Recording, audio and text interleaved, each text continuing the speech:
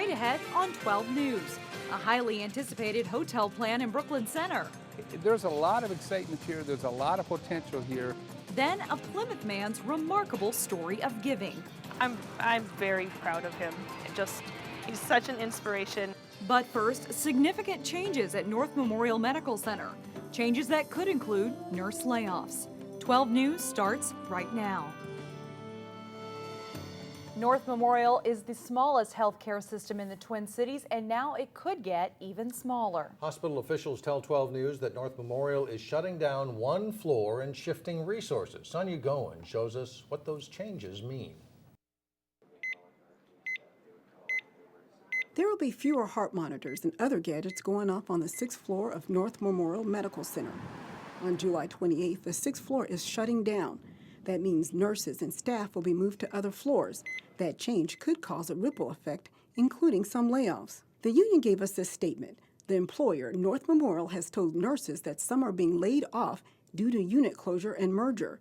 North Memorial made a management decision to merge and close units, which resulted in the layoff process being started. A hospital spokesperson told me that the change is part of its restructuring plan, where they're downsizing the hospital and putting more resources into their outpatient clinics. Well, it makes it extremely convenient for us. That's good news for Renee McCreevy and her daughter Shelby. Do you think it's better than going to the hospital? Yeah. When going to the hospital, I guess there's a lot more anxiety with this one. She gets quite anxious just because it's a hospital.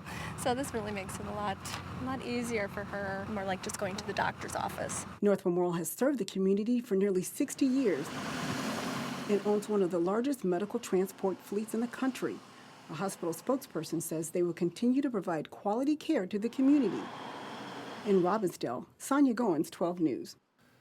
If some nurses are laid off, a union spokesman tells 12 News that those with the most seniority will find other positions within the hospital. And late this afternoon, the hospital said there are positions available for all affected nurses. A Minneapolis man is charged with using a vehicle stolen in Crystal and to flee police in Brooklyn Center.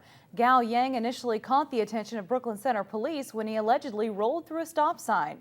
The criminal complaint says Yang didn't stop for police, ignoring numerous traffic signals on 69th Avenue and reaching speeds near 100 miles per hour. Police ended the chase for safety reasons. Yang was eventually arrested in North Minneapolis. Construction could begin in early August on a project that city officials hope will revitalize downtown Osseo. The Osseo City Council gave final approval to a proposed $3 million gun club. The project sits 2 blocks from Osseo High School and drew opposition from school leaders who felt the gun club was too close. A developer's plan would replace an empty parking lot with a 20-lane gun range and retail gun shop. It would be one of the largest ones in the state. The developer says a lot of work must go into building it. So trying to coordinate air management systems and bullet traps and get that with the contractor and get everything meshed together is going to be the next major task. Neighboring business owners have called the gun club a destination business and say it's just what Osseo needs to attract visitors. The developer is aiming to open in the fall. Meanwhile, downtown Osseo is making room for new residents. City leaders and developers broke ground on a 71-unit apartment complex called 5 Central. It's on First Avenue, just north of City Hall. The Beard Group out of Hopkins will develop the project that will include studio and 3-bedroom apartments. It's nice to see a project finally come to fruition that's kind of been a vision in the planning stage. Construction is expected to begin by the end of this week and wrap up by next May. At that point, city officials hope the next phase of the project will be ready to go. Phase 2 will add 40 more apartments and extend the building out to Central Avenue. Officials in Brooklyn Center have given the green light to a new hotel project. Monday night, the City Council approved plans for an 81-room hotel, and 12 News reporter Carissa Wyant has more on what the project means for the city. The city of Brooklyn Center has high hopes for this vacant lot next to the Earl Brown Heritage Center. A developer wants to build a new 4-story, 81-room, extended stay Candlewood Suites hotel here. Its location and it's timely for this community to see redevelopment. So The city also has plans to add a lit fountain to this pond next to the Earl Brown Center. While there's no set timetable for the project, it is generating excitement. there's a lot of excitement here. There's a lot of potential here. And I think as I look at it, it's the city taking and polishing all of the assets we have, putting it together, and making this a real showplace. The site is currently owned by the city's Economic Development Authority, who has been marketing it since 2010. In 2005, there was a plan announced to build a water park and hotel on the site, but that didn't go through because of legal challenges. And then in 2010, Embassy Suites was going to build a hotel on the site. That didn't work out either. So the city sees this new hotel project as a step in the right direction. Everything looks great. City Manager Gary Idle says the project has significance for the community. It is about redevelopment of this community. So what it means, it's one cornerstone of success. Reporting in Brooklyn Center, Carissa Wyant, 12 News. The next step is for the developer to put together an architectural plans for the site. Officials say ground could be broken on the project yet this year. A popular park and ride lot in Maple Grove is closed for construction. A second level is being built at the Parkway station near Maple Grove Hospital. The expansion will add nearly 300 new parking spaces, but it means the lot will be closed through December. Commuters can park at a new temporary lot in front of the Slumberland on Grove Circle. Maple Grove Transit carries about 3,500 commuters every day. So many trees came down in last month's storm, crews are still working to clean it all up. In Plymouth, the focus has moved from clearing streets to picking up broken trees in parks and along trails. City officials say they lost 500 to 1,000 trees on city property, and it will take a while to get all that picked up. We're a long ways from being done with parks and trails, but we're making significant progress every day. So we'd like to think that, within the next month or so, we'll have everything, pretty well cleaned up. But you got to remember, we've got, not only do we have trees, but we've got the stumps to deal with after we've taken the trees down. Plymouth officials say they've canvassed the city pretty thoroughly, but if there is a downed tree or limb on public property that they've missed, they're asking residents to go ahead and call to make sure they know about it. Well, still ahead, like father, like daughters. We'll bring you a story of giving in Plymouth that's all in the family. Then later in sports, a preview of the largest youth soccer tournament in the Western Hemisphere. But first, it's your AccuWeather forecast.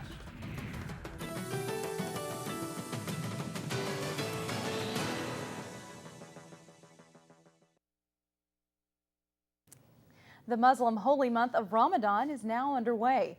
The month is a time of self-sacrifice, discipline, and charity. During the month, Muslims fast from dawn to sunset with no food or water. They will set aside special time for prayer and collect donations for the mosque or for the less fortunate. It's about togetherness. The Muslim community really comes alive during this month. The mosque becomes much more active. The Northwest Islamic Community Center in Plymouth will host special dinners throughout the month at sundown to break the fast. The end of Ramadan is marked by 3 days of celebration called Eid. The need for volunteers to stock the nation's blood supply lasts year-round, but it's especially important in the summer when people take vacations, and donations then tend to decline. Blood donations can benefit people such as trauma victims, cancer patients, and premature babies. And in today's Health Check report, Elaine Cleveland introduces us to some Plymouth natives who consistently heed the call for donations.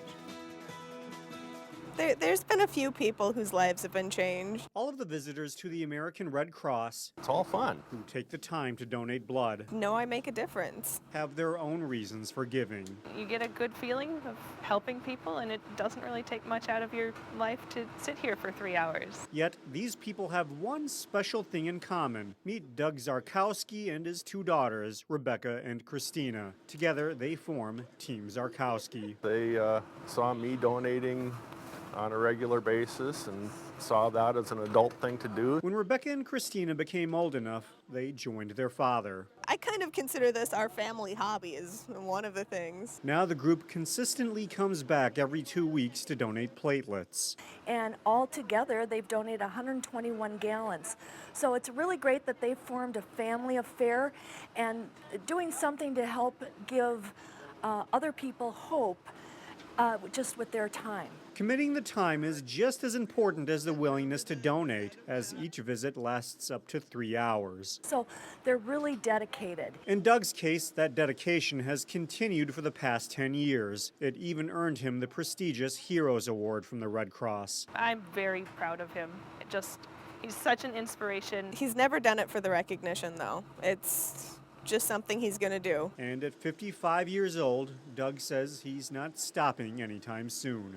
I plan on keeping doing this until they say I can't do it anymore. His daughters feel the same way, although they have some catching up to do. I hope to surpass him. He didn't start as early as I did. For Health Check, Blaine Cleveland, 12 News. Red Cross officials have issued an emergency request for platelet and blood donors of all types due to fewer donations than expected over the past few weeks. And for more information on how to donate, you can go to our website at 12.tv. Well, coming up, a preview of one of the largest youth soccer tournaments in the world. Plus, we start our series on local triathletes with a profile of a Plymouth couple. John Jacobson is in next.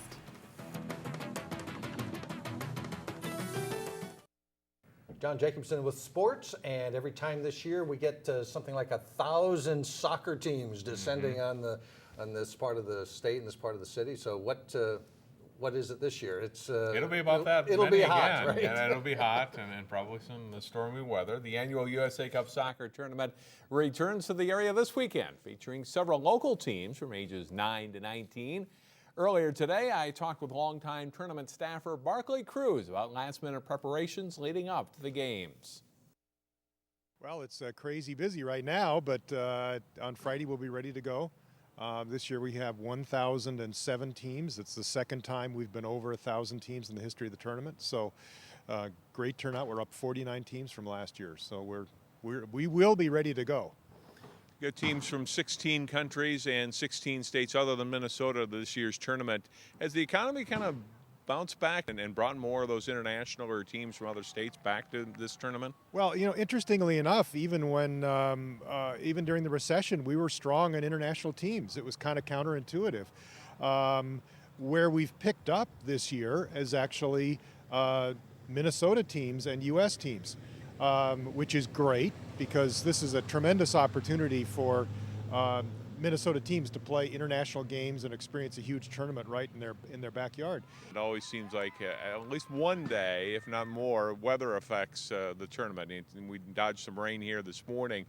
Are you guys so used to that? Do you always have contingency plans in place for the tournament and getting games in? We have a lot of plans in place, and we, like you said, we almost always have some weather issues. It's almost always hot, at least during some of the tournament, and we usually have a thunderstorm or two or one every day. 2 years ago was the real year where we just got hammered with hot weather every day and thunderstorms pretty much every single day. The simple answer is yes, we've had a lot of experience and we have a lot of safeguards in place.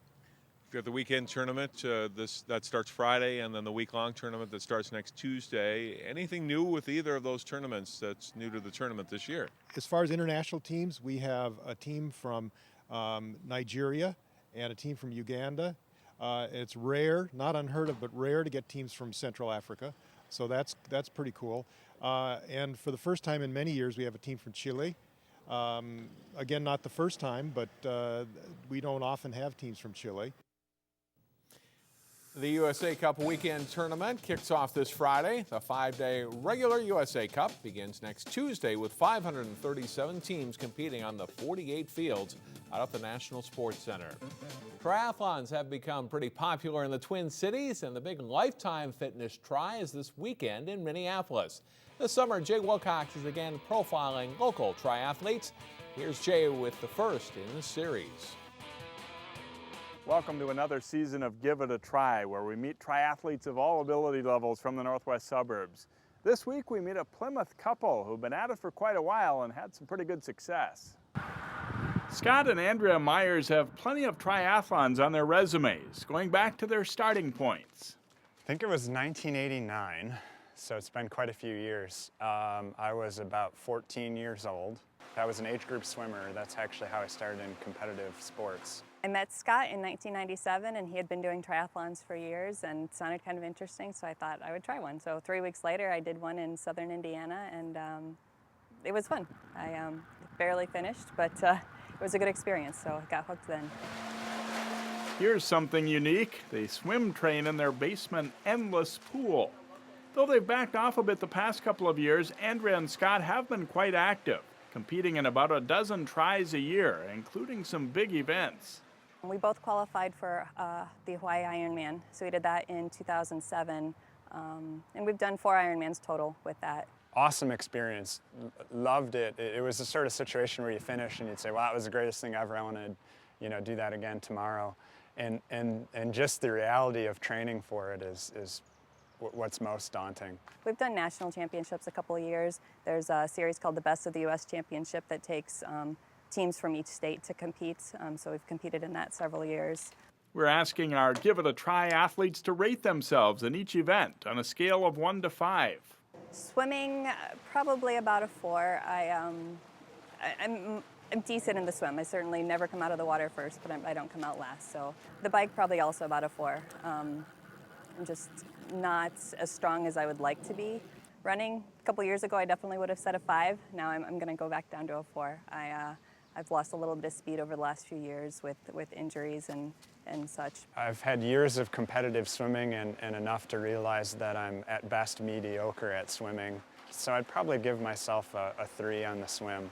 Both biking and running, if I'm on form, I'd give myself a 5. More recently, I'd give myself 4s in both. I used to always enjoy, hopefully not being too far behind in the swim, but then really making up ground in the bike and run.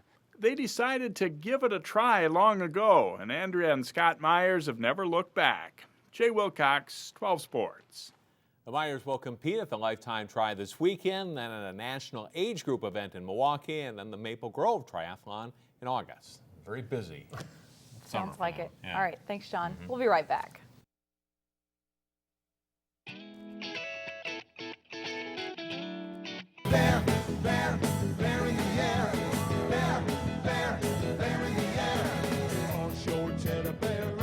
Here's something entertaining for your family to enjoy tonight.